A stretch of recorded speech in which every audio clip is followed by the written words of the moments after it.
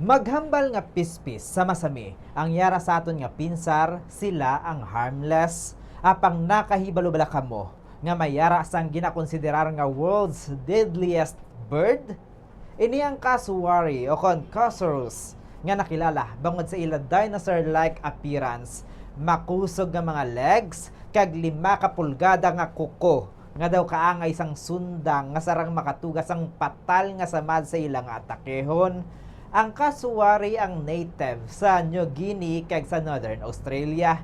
Ini ang flightless bird, kaangay sang ostrich, nga daw pabo man, apang tuman ka-agresibo, partikular na kung threatened o kung nahadlok, ginagarit-garit nga pareha sa ginahimo naton kumayara sang pabo, kag kung may ginaprotektahan nga pagkaon o kung piso. Ang kasuwari ang may 3 ka tudlo, kaga madamol kag mapag-on nga kuko nga sarang maglaba sang 5 ka pulgada.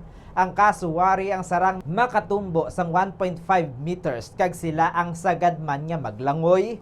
Sa maragtas, dako ang na-record nga insidente sang pagpang-atake sang kasuwari sang 1926 sa Australia kag sang 2019 sa Florida, USA.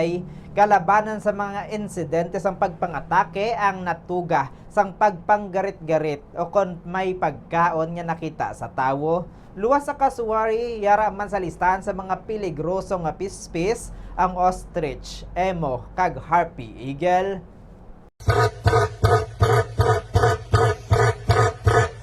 Para sa aton nga nakahibalo-bala kamo science trivia, ini si Bombo Zaldiforo II and this is Bombo Radio Philippines, the #1 and most trusted source of news and information.